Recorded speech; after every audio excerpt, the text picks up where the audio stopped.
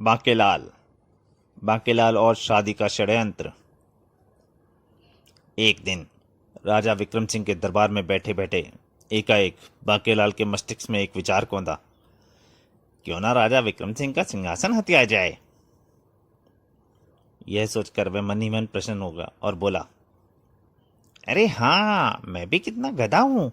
इतने दिनों मुझे यहाँ रहते हो गए, लेकिन मैं अभी तक ऐसा सोच भी नहीं सका। लानत है मेरी काबिलियत पर। जबकि महाराज विक्रम सिंह कह रहे थे, हमें विश्वस्त सूत्रों से पता चला है कि एक गुप्त देश का राजा किसी षड्यंत्र द्वारा हमें मारकर विशालगढ़ पर अधिकार करना चाहता है। इससे पहले ही मैं तुझे मारकर राजा बन जाऊंगा। यह सुनकर सभी महामंत्री धर्म सिंह ने पूछा, किंतु महाराज, यह किस देश का राजा है? अगर हमें पता चल जाए तो हम भी बांकेलाल जी की मदद से उस राजा को सबक सिखा सकते हैं। यही तो मुसीबत है महामंत्री जी। षड्यंत्र का रूप रंग ही तो हमारे गुप्तचरों को मालूम नहीं पड़ रहा, परंतु गुप्तचर पूरी चेष्टा कर रहे हैं कि उस देश का नाम पता चलते ही हम बांकेलाल जी को अवश्य कष्ट देंगे।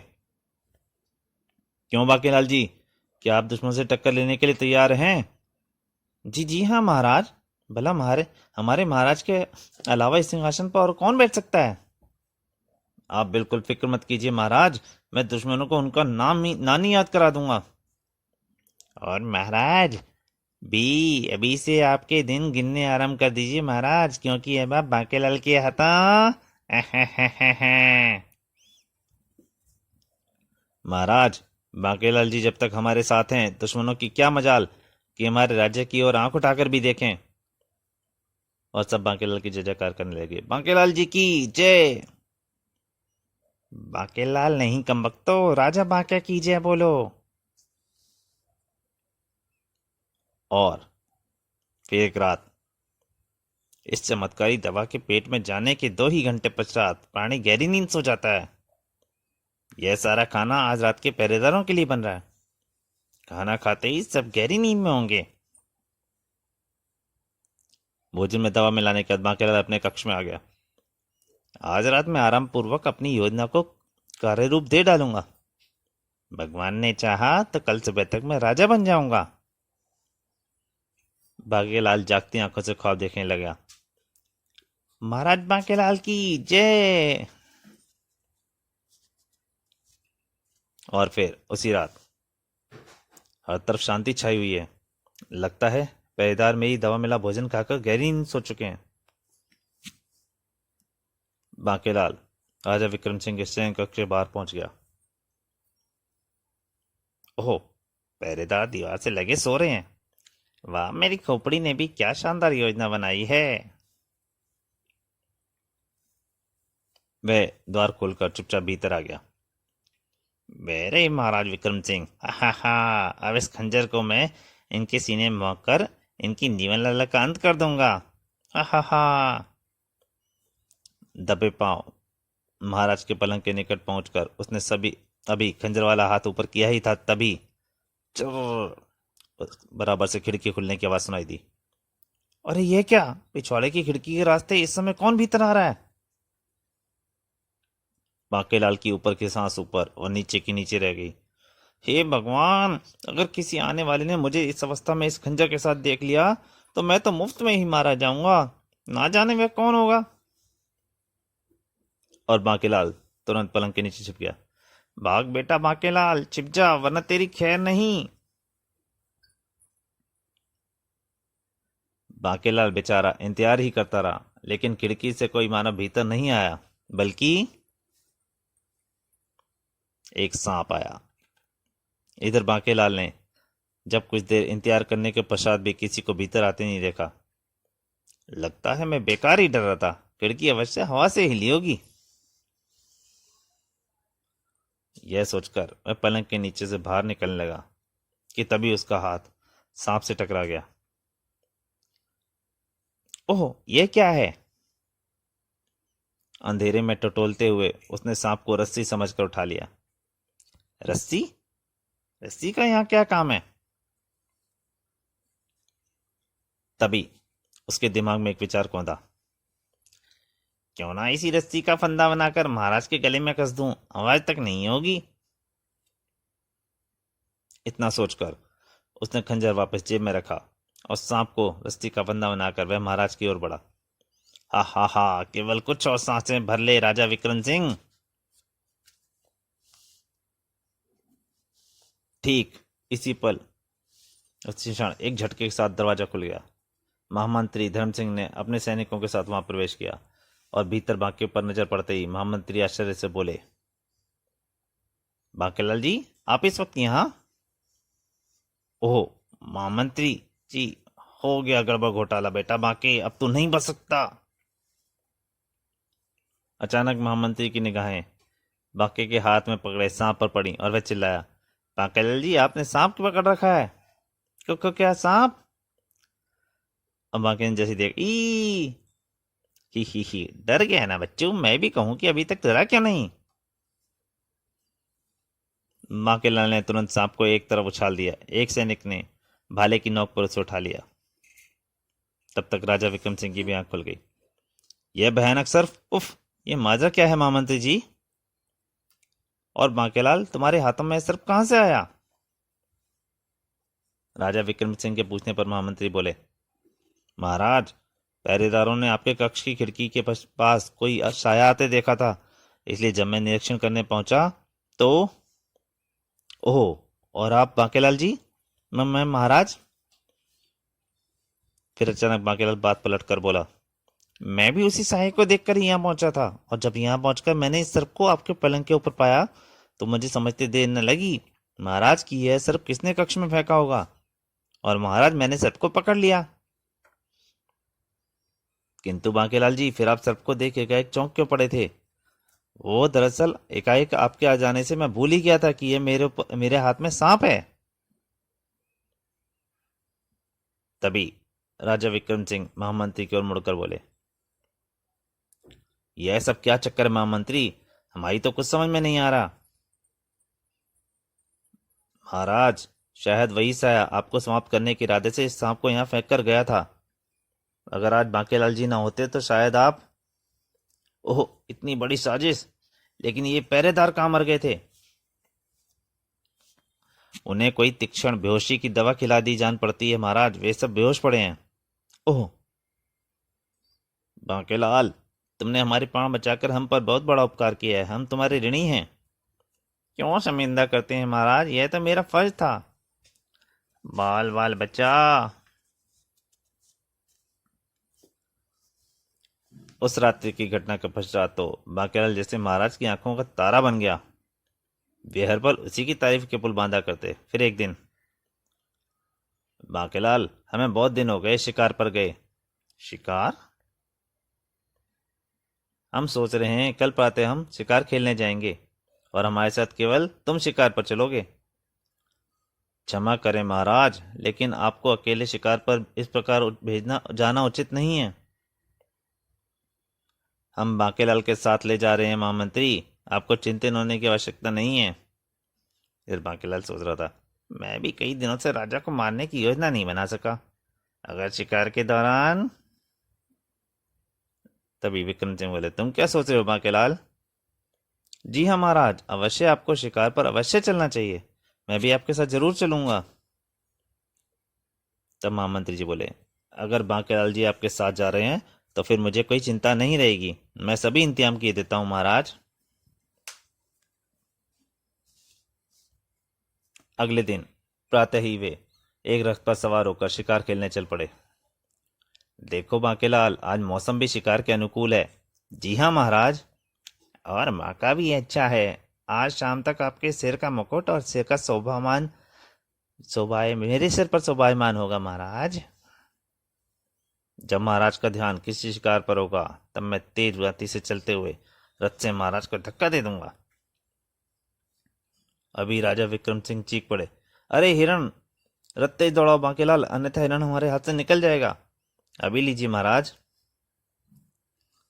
बांकेलाल ने घोड़ों पर चाबुक बरसानी आरंभ कर दी। सड़ाक सड़ाक, और तेज, हिरण हाथ से नहीं निकलना चाहिए। जबकि कुछ ही दूर, सावधान, रथ इधर ही आ रहा है।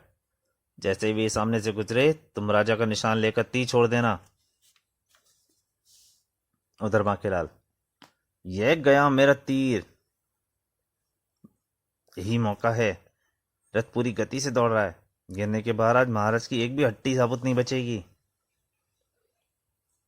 मन ही मन सोचते हुए एकाएक बांकेलाल पर लगाम छोड़कर महाराज को कसकर पकड़ लिया। अरे बांकेलाल, यह क्या कर रहे हो? तेरा समय पूरा हो गया राजा। लेकिन इससे पूर्व कि महाराज को धक्का दे पाता, एक तीर हवा में सरसराया और आहा!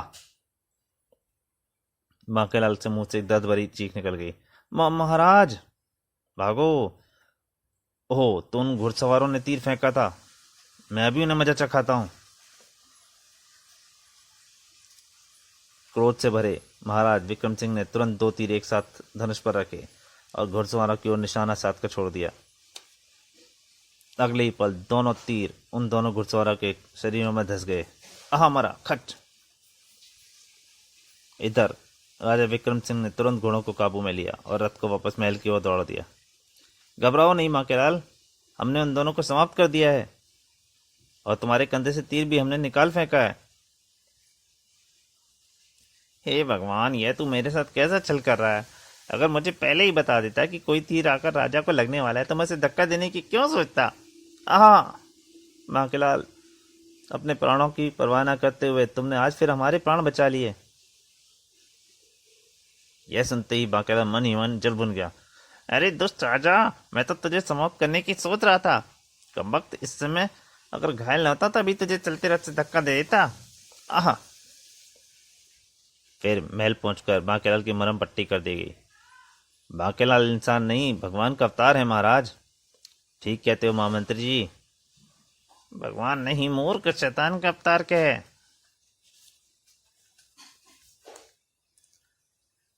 उसके बाद कुछ दिनों तक तो बांके पलंग से उठ भी नहीं पाया और फिर एक दिन, बांके जी, क्या मैं अंदर आ सकता हूँ? अगर कोई आवश्यकता कार्य है तो आओ, अन्यथा हमारे आराम में विघ्न मत डालो।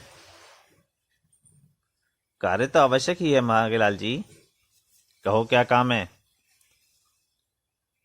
थाल में स्वर्ण मुद्दा है या हीरे मोती तो नहीं लाया ये मेरे लिए? महाराज ने आपकी सेहत के लिए तोहफा तुरंत ग्रहण करने के लिए भेजा है। ओह, ना जाने इसमें क्या होगा। बांकेलाल ने तोहफे का ढका कपड़ा हटाकर देखा। सिर्फ फूलों का यह हार, लाना था ऐसे तोहफे पर, किंतु इस दरबारी के सामने तो इसे ग्रहण करना ही होगा। किंतु जैसे ही बांकेलाल फूलों का हार गले में डालने लगा कि अचानक उसे एक बेहद जोर की छींक आ गई। अच्छी! और फूलों का हार झटके से साथ जमीन पर जा गिरा। बांकेलाल ने जब फूलों के हार पर मंडराते बिच्छू को देखा तो उसके रोंगटे खड़े हो गए। बिच्छू? हार में काला भयानक बिच्छू छिपा था। अगर मुझे छींकना आती तो ये बिच्छू मुझे काट लेता। उसने तुरंत आगे बढ़कर उसे जूते तले मसल दिया। पोल खुलती देखकर वह दरबारी भागने लगा। भागो! ओ, तो यह इस कमबख्त की मुझे समाप्त करने की चाल थी, मगर अब मैं इसे नहीं छोड़ूंगा। फौजी गद्दार! बांकेलाल ने गुलदान उठाकर उस दरबारी के सिर पर दे मारा। दड़ाक! भागता कहाँ है दुष्ट? जरा बांके से इनाम भी तो लेता जा। दरबारी अभी समझ में नहीं पाया था कि बांके ने उसे पीछे से दबोचकर एक पटकन दे पाली। चला था बांके को बिच्छू से कटवाने। हाय मरा! तुझे शायद नहीं मालूम कि बांके का दूसरा नाम भी बिच्छू है, जिसका कांटा पानी भी नहीं मांगता। मुझे क्षमा कर दो बांकेलाल। और तभी बांकेलाल पुनः चौंक उठा। अरे नकली दाढ़ी! ओह, मेरी दाढ़ी फंस गए। अब कुछ भी छिपाना बेकार है मक्कार, जल्दी बता तू कौन है, अन्यथा अभी मैं सैनिकों को बुलवाकर तुझे लटकाता हूँ फांसी पर। तो फांसी? फांसी का नाम सुनते ही थर थर कांपता हुआ बांके के कदमों में लेट गया। फिर गिड़गिड़ाता बोला, नहीं बांकेलाल जी, मैं आपको सब कुछ सच सच बता दूंगा, मगर भगवान के लिए मुझे फांसी लगने से बचा लो। ठीक है, अगर तुम सच बोलो तो मैं तुम्हें बचा सकता हूँ। दूसरे पल वह उठ खड़ा हुआ और, मेरा नाम लोटन चंद है बांकेलाल, और मैं चंदनगढ़ के राजा चंदन सिंह का गुप्तचर हूँ। चंदनगढ़ के राजा चंदन सिंह का गुप्तचर? ओह, तो इसका मतलब इन दोनों महाराज पर जो आक्रमण हुए वे तुमने करवाए थे? जी जी बांकेलाल जी। यह सुनते ही बांकेलाल ने लोटन चंद को एक और पटकनी दे डाली। कमबख्त, तेरे कारण ही महाराज दोनों बार मेरे हाथों से बच निकले। या यह बताओ कि चंदन सिंह आखिर चाहता क्या है? तुम्हारी दुश्मनी तो राजा से है, और फिर तुमने मुझे समाप्त करने की चेष्टा क्यों की? मैं आपको सब कुछ बताता हूँ। दरअसल राजा चंदन सिंह की एक बेटी है, राजकुमारी कुरूपलता। आज से 6 माह पूर्व की बात है। एक दिन महाराज चंदन सिंह का एक निश्चित लिखित संदेश लेकर मैं राजदूत बनकर राजा विक्रम सिंह के पास पहुंचा। महाराज की जय हो। कहो चंदन सिंह के राजदूत, राजा चंदन सिंह ने हमारे लिए क्या संदेश भेजा है? आप स्वयं ही पढ़ लें महाराज। महामंत्री जी, आप पढ़िए। जो आज्ञा महाराज। महामंत्री धर्म सिंह ने पत्र पढ़ना आरंभ कर दिया।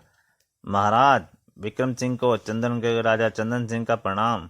महाराज, हमने निश्चय किया है कि हम अपनी कन्या राजकुमारी कुरूपलता का विवाह आपसे कर दिया जाए।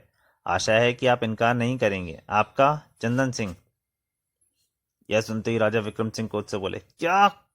राजकुमारी कुरूपलता, वह कुबड़ी और लंगड़ी लड़की? चंदन सिंह की हिम्मत कैसे हुई हमें ऐसा प्रस्ताव भेजने की?